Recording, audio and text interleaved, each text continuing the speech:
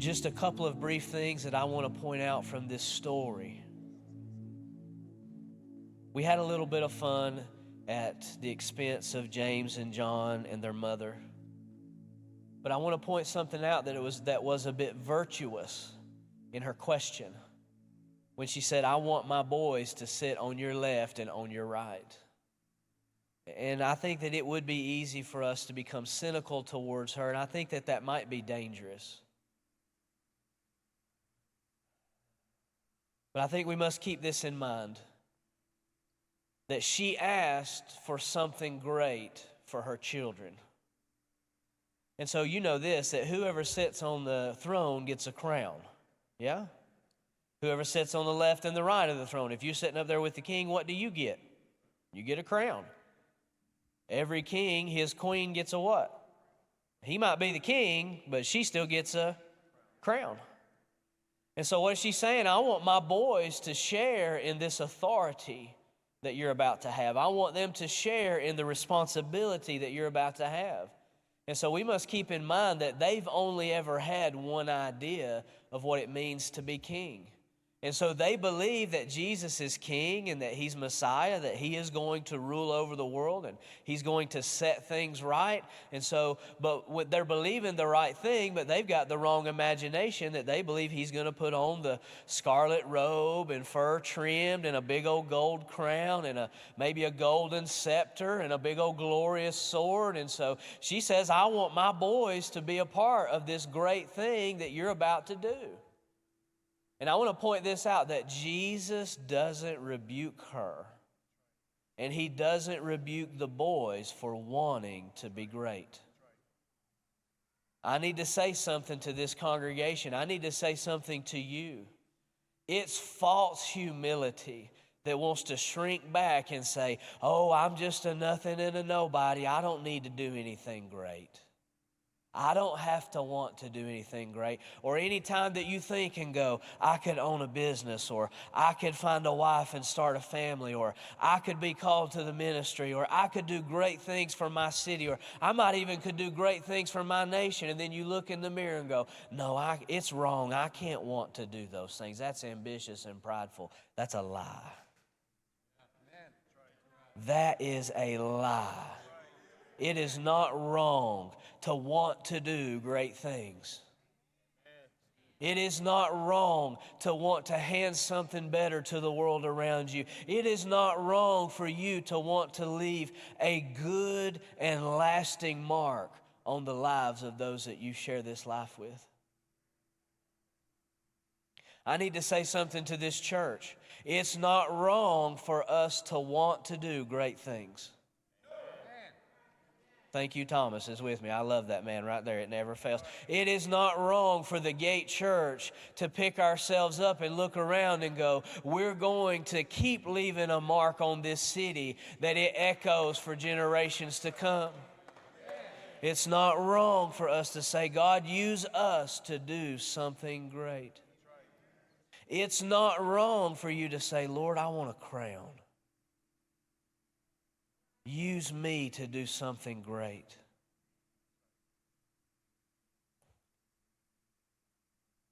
It's not wrong to want to be great. But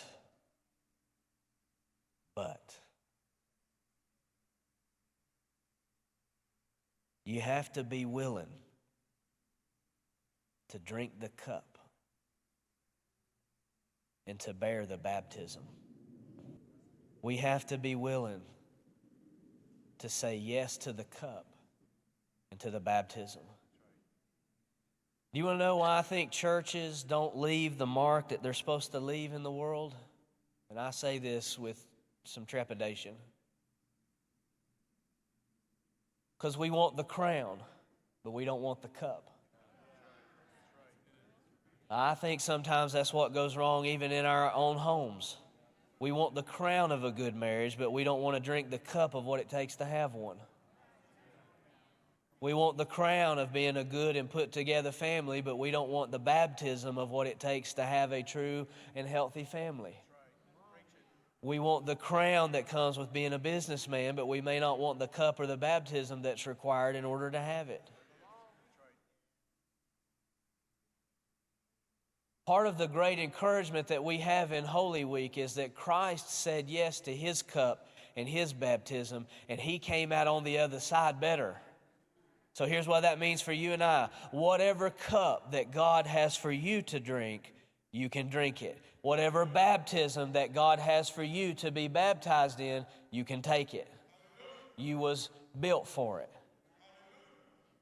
How do I know this? What does that mean, to be baptized into something? Like baptized in water? Is that what he's talking about?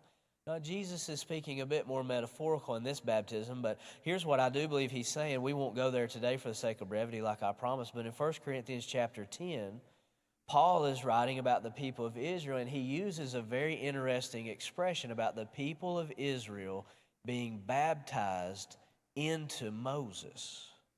Now, Moses is just a guy. So what's he talking about? He's speaking literally and a little bit metaphorically, but here's simply what it means, and this is the country version.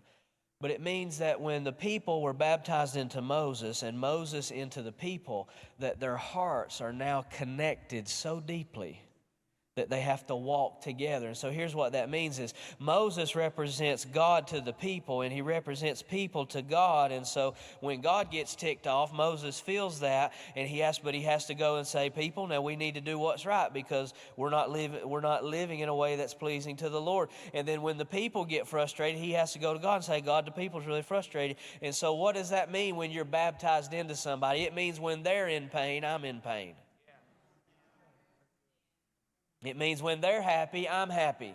Because why? We've been baptized into one another. We're in holy covenant together with one another. That's why when you get married, it's not okay if your wife is destitute and you're riding around in a Rolls Royce. Oh, that's good preaching right there, Holly. You should have been waving your hanky. That's how you get a new car right there. And so it's not okay that everything's going okay on my job, but if she's having a rough time on her job, I can't go, well, that don't matter because I'm the one making the money, so you just get over it. That's not real living. That's not accurate. There's some wives should really be helping me right there. And you know what else that means? That means that when my hubby is hurting, I can't run around tweeting like a bird. I have to understand we've been baptized into one another. We're in covenant with one another, and so when they're hurting, I'm hurting. I believe that makes sense. It's easy for us to see when we think about marriage. It's the same way with our children. So when our kids are hurting, we're hurting.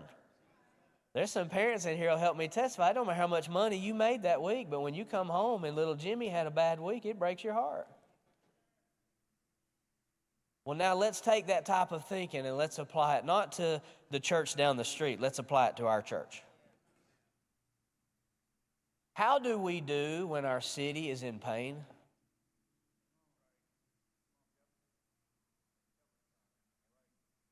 How do we do when they're hungry and when they're cold?